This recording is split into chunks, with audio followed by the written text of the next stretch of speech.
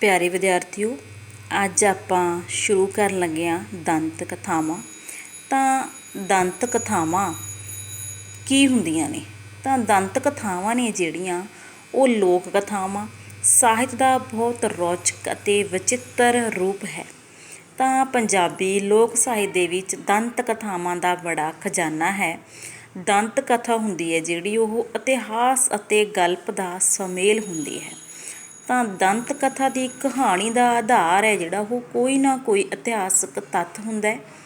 ਤਾਂ ਉਹ ਤੱਥ ਹੈ ਜਿਹੜਾ ਉਹ ਲੋਕ ਮਨ ਨੂੰ ਟੁੰਬਦਾ ਹੈ ਅਤੇ ਹੌਲੀ ਹੌਲੀ ਪਰੰਪਰਾ ਦਰ ਪਰੰਪਰਾ ਇਹ ਜਿਹੜੀ ਦੰਤ ਕਥਾ ਹੈ ਉਹ ਪ੍ਰਚਲਿਤ ਹੁੰਦੀ ਜਾਂਦੀ ਹੈ। ਤਾਂ ਪੀੜ੍ਹੀ ਦਰ ਪੀੜ੍ਹੀ ਇਹ ਸੁਣੀ ਸੁਣਾਈ ਗੱਲ ਹੈ ਜਿਹੜੀ ਉਹ ਲੋਕਾਂ ਅੱਗੇ ਪਹੁੰਚਦੀ ਹੈ ਅਤੇ ਇਸ ਦੇ ਨਾਲ ਜਿਹੜਾ ਕੋਈ ਥੋੜ੍ਹਾ ਬਹੁਤਾ ਜੋੜ ਤੋੜ ਹੈ ਜਾਂ ਇਸ ਦੇ ਵਿੱਚ ਕੁਛ ਹੋਰ ਵਾਧਾ ਕਰਨਾ ਹੁੰਦਾ ਹੈ ਤਾਂ ਉਹ ਹੁੰਦਾ ਰਹਿੰਦਾ। ਤਾਂ ਹਰ ਯੁੱਗ ਦੀਆਂ ਪ੍ਰਧਾਨ ਰੁਚੀਆਂ ਦੇ ਮੁਤਾਬਕ ਦੰਤ ਕਥਾਵਾਂ ਬਣੀਆਂ ਬਣਾਈਆਂ ਹਨ। ਤਾਂ ਪੰਜਾਬੀ ਦੇ ਵਿੱਚ ਬਹੁਤ ਸਾਰੀਆਂ ਦੰਤ ਕਥਾਵਾਂ ਨੇ, ਜਿਵੇਂ ਜੋਗ ਮਾਤੇ ਨਾਲ ਸੰਬੰਧਿਤ ਗੋਪੀਨਾਥ, ਭਰਥਰੀ ਹਰੀ, ਗੋਰਖਨਾਥ, ਪੂਰਨ ਜੋਗੀ। ਅਤੇ ਇਸ ਤੋਂ ਇਲਾਵਾ ਵੀਰ ਭਾਵਾਂ ਨੂੰ ਉਜਾਗਰ ਕਰਦੀਆਂ ਨੇਗੀਆਂ ਰਾਜਾ ਰਸਾਲੂ, ਪੂਰਨ ਭਗਤ ਅਤੇ ਦੁੱਲਾ ਭੱਟੀ। ਤਾਂ ਆਪਣੇ ਸਿਲੇਬਸ ਦੇ ਵਿੱਚ ਜਿਹੜੀਆਂ ਦੰਤ ਕਥਾਵਾਂ ਸ਼ਾਮਲ ਕੀਤੀਆਂ ਗਈਆਂ ਨੇ ਉਹ ਹੈਗੀਆਂ ਨੇ ਪੂਰਨ ਭਗਤ, ਰਾਜਾ ਰਸਾਲੂ ਅਤੇ ਦੁੱਲਾ ਭੱਟੀ। ਤਾਂ ਜਿਹੜਾ ਪੂਰਨ ਭਗਤ ਦਾ ਜਿਹੜਾ ਕਿੱਸਾ ਹੈ ਉਸ ਨੂੰ ਅਲੱਗ-ਅਲੱਗ ਕਵੀਆਂ ਨੇ ਅਲੱਗ-ਅਲੱਗ ਦ੍ਰਿਸ਼ਟੀਕੋਣ ਤੋਂ ਪੇਸ਼ ਕੀਤਾ, ਜਿਵੇਂ ਕਾਦਰਯਾਰ, ਪ੍ਰੋਫੈਸਰ ਪੂਰਨ ਸਿੰਘ ਅਤੇ ਸ਼ਿਵ ਕੁਮਾਰ ਬਟਾਲਵੀ। ਤਾਂ ਜਿੱਥੇ ਪੂਰਨ ਭਗਤ ਦਾ ਕਿੱਸਾ ਹੈ ਜਿਹੜਾ ਉਹ ਕਾਦਰਯਾਰ ਨੇ ਲਿਖਿਆ ਹੈ, ਉਸ ਦੇ ਵਿੱਚ ਉਹਨੇ ਔਰਤ ਜਾਤੀ ਭਾਵ ਲੂਣਾ ਨੂੰ ਨਿੰਦਿਆ ਹੈ ਕਿ ਕਿਸ ਤਰ੍ਹਾਂ ਉਹ ਪੂਰਨ ਦੇ ਉੱਤੇ ਮੋਹਿਤ ਹੋ ਜਾਂਦੀ ਹੈ। ਤਾਂ ਉਸ ਦਾ ਜਿਹੜਾ ਮਾਂ ਦਾ ਰਿਸ਼ਤਾ ਹੈ ਉਸ ਦੀ ਵੀ ਉਹ ਲਾਜ ਨਹੀਂ ਰੱਖਦੀ। ਪਰ ਜਿਹੜਾ ਸ਼ਿਵ ਕੁਮਾਰ ਬਟਾਲਵੀ ਹੈ ਉਸ ਨੂੰ ਆਪਣੇ ਦ੍ਰਿਸ਼ਟੀਕੋਣ ਤੋਂ ਪੇਸ਼ ਕਰਦਾ। ਤਾਂ ਉਸ ਦੇ ਅਨੁਸਾਰ ਲੂਣਾ ਹੈ ਜਿਹੜੀ ਉਸ ਦੀ ਗਲਤੀ ਨਹੀਂ, ਉਹ ਗਲਤੀ ਕਿਸ ਦੀ ਹੈ? ਉਸ ਦੇ ਬਾਪ ਦੀ ਹੈ, ਜਿਸ ਨੇ ਉਸ ਦਾ ਵਿਆਹ ਉਸ ਦੇ ਬਾਪ ਨਾਲੋਂ ਵੱਧ ਉਮਰ ਦੇ ਨਾਲ ਕੀਤਾ ਸੀ। ਤਾਂ ਉਹ ਉਸ ਦੀ ਜਿਹੜੀ ਇੱਛਾ ਹੈ ਉਸ ਵੱਲ ਵੀ ਉਹ ਧਿਆਨ ਹੈ ਜਿਹੜਾ ਉਹ ਰੱਖ ਕੇ ਇਸ ਕਿੱਸੇ ਨੂੰ ਬਿਆਨ ਕਰਦਾ ਹੈ, ਇਸ ਕਿੱਸੇ ਦੀ ਕਹਾਣੀ ਬਿਆਨ ਕਰਦਾ ਹੈ। ਤਾਂ ਆਪਣੇ ਸਿਲੇਬਸ ਦੇ ਵਿੱਚ ਪੂਰਨ ਭਗਤ, ਰਾਜਾ ਰਸਾਲੂ ਅਤੇ ਦੁੱਲਾ ਭੱਟੀ ਪ੍ਰਸਿੱਧ ਦੰਤ ਕਥਾਵਾਂ ਨੂੰ ਪ੍ਰਚਲਿਤ ਕੀਤਾ ਗਿਆ, ਤਾਂ ਪੇਸ਼ ਕੀਤਾ ਗਿਆ। ਤਾਂ ਆਪਾਂ ਜਿਹੜੀ ਕਰਨੀ ਹੈ ਉਹ ਹੈਗੀ ਹੈ ਪੂਰਨ ਭਗਤ।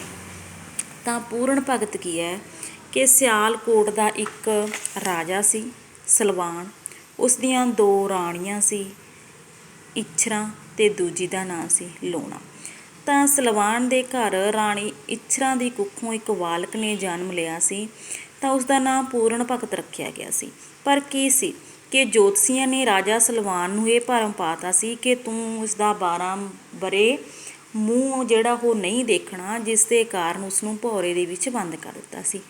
ਤਾਂ ਜਦੋਂ 12 ਵਰ੍ਹਿਆਂ ਬਾਅਦ ਪੂਰਨ ਨੂੰ ਭੌਰੇ ਦੇ ਵਿੱਚੋਂ ਕੱਢਿਆ ਜਾਂਦਾ ਹੈ ਤਾਂ ਉਹ ਰਾਜਾ ਸਲਵਾਨ ਦੇ ਮਹਿਲ ਦੇ ਵਿੱਚ ਆਉਂਦਾ ਹੈ। ਤਾਂ ਰਾਜਾ ਸਲਵਾਨ ਉਸ ਨੂੰ ਕਹਿੰਦਾ ਹੈ ਕਿ ਉਹ ਪਹਿਲਾਂ ਲੂਣਾ ਨੂੰ ਜਾ ਕੇ ਪ੍ਰਣਾਮ ਕਰੇ ਅਤੇ ਫਿਰ ਉਸ ਤੋਂ ਬਾਅਦ ਆਪਣੀ ਮਾਂ ਇੱਛਰਾਂ ਨੂੰ ਮਿਲੇ।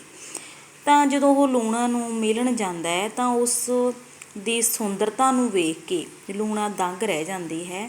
ਤਾਂ ਉਹ ਪੂਰਨ ਨੂੰ ਆਪਣੇ ਪੁੱਤਰ ਦੀ ਥਾਂ ਪ੍ਰੇਮੀ ਦੇ ਰੂਪ ਵਿੱਚ ਦੇਖਣਾ ਚਾਹੁੰਦੀ ਹੈ। ਪਰ ਪੂਰਨ ਦੀਆਂ ਨਜ਼ਰਾਂ ਦੇ ਵਿੱਚ ਕੀ ਸੀ? ਉਹ ਇੱਕ ਮਾਂ ਸੀ।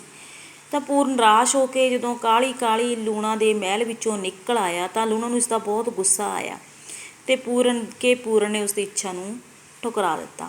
ਤਾਂ ਉਸਨੇ ਬਦਲਾ ਲੈਣ ਦੀ ਸੋਚਿਆ। ਤਾਂ ਉਸਨੇ ਕੀ ਕੀਤਾ? ਆਪਣੇ ਕੱਪੜੇ ਪਾੜ ਕੇ ਵਾਲ ਖਿਲਾਰ ਲਏ ਅਤੇ ਰਾਜੇ ਵਿੱਚ ਅਤੇ ਮਹਿਲਾਂ ਦੇ ਵਿੱਚ ਆਉਣ ਤੋਂ ਪਹਿਲਾਂ ਆਪਣਾ ਮੰਦਾ ਹਾਲ ਕਰਕੇ ਬੈਠ ਗਈ ਅਤੇ ਉਸਨੂੰ ਰਾਜਾ ਸਲਵਾਨ ਨੂੰ ਦੱਸਿਆ ਕਿ ਪੂਰਨ ਨੇ ਉਸ ਨਾਲ ਜਿਹੜਾ ਮਾਂ ਦਾ ਪਵਿੱਤਰ ਰਿਸ਼ਤਾ ਹੈ ਉਹ ਨਹੀਂ ਰਹਿਣ ਦਿੱਤਾ ਅਤੇ ਉਸ ਦੀਆਂ ਕਿ ਉਸ ਝੂਠੀਆਂ ਤੁਹਮਤਾਂ ਨੇ ਜਿਹੜੀਆਂ ਉਸ 'ਤੇ ਲਾਈਆਂ ਗਈਆਂ। ਤਾਂ ਉਸ ਤੋਂ ਗੁੱਸੇ ਹੋ ਕੇ ਰਾਜਾ ਸਲਵਾਨ ਨੇ ਜਲਾਦਾਂ ਨੂੰ ਸੱਦਿਆ ਅਤੇ ਉਸਨੂੰ ਜਲਾਦਾਂ ਦੇ ਹਵਾਲੇ ਕਰ ਦਿੱਤਾ। ਤਾਂ ਕਿ ਜਲਾਦ ਨੇ ਜਿਹੜੇ ਉਹ ਇਸ ਨੂੰ ਮਾਰ ਕੇ ਖੂਹ ਦੇ ਵਿੱਚ ਸੁੱਟ ਦੇਣ। ਪਰ ਜਲਾਦ ਸੀ ਜਿਹੜੇ ਉਹ ਪੂਰਨ ਨੂੰ ਫੜ ਕੇ ਲੈ ਗਏ। ਉਹਨੂੰ ਪਤਾ ਸੀ ਕਿ ਪੂਰਨ ਹੈ ਜਿਹੜਾ ਉਹ ਨਿਰਦੋਸ਼ ਹੈ, ਇਸ ਲਈ ਉਹਨਾਂ ਨੇ ਉਸ ਨੂੰ ਜਾਨੋਂ ਮਾਰਨ ਦੀ ਥਾਂ 'ਤੇ ਉਸ ਦੇ ਹੱਥ ਅਤੇ ਪੈਰ ਕੱਟ ਕੇ ਉਸ ਨੂੰ ਖੂਹ ਦੇ ਵਿੱਚ ਡੇਗ ਦਿੱਤਾ ਸੀ।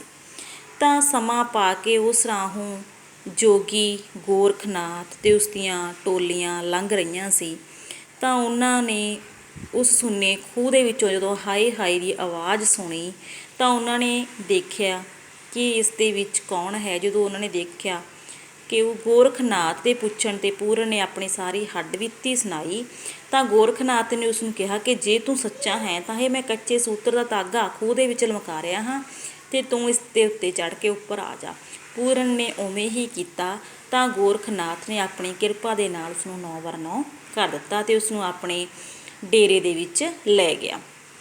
ਤਾਂ ਇੱਕ ਵਾਰ ਪੂਰਨ ਹੈ ਜਿਹੜਾ ਉਹ ਰਾਣੀ ਸੁੰਦਰਾਂ ਦੇ ਮਹਿਲੀਂ ਭਿੱਖਿਆ ਮੰਗਣ ਜਾਂਦਾ ਹੈ, ਤਾਂ ਰਾਣੀ ਸੁੰਦਰਾ ਵੀ ਉਸ ਨੂੰ ਦੇਖ ਕੇ ਉਸ ਉੱਤੇ ਮੋਹਿਤ ਹੋ ਜਾਂਦੀ ਹੈ ਅਤੇ ਉਸ ਨੂੰ ਮੋਤੀਆਂ ਦਾ ਭਰਿਆ ਥਾਲ ਉਸ ਦੀ ਝੋਲੀ ਦੇ ਵਿੱਚ ਪਾ ਦਿੰਦੀ ਹੈ ਅਤੇ ਪੂਰਨ ਨੇ ਮੋਤੀ ਗੁਰੂ ਗੋਰਖਨਾਥ ਅੱਗੇ ਢੇਰੀ ਲਾ ਦਿੱਤੇ।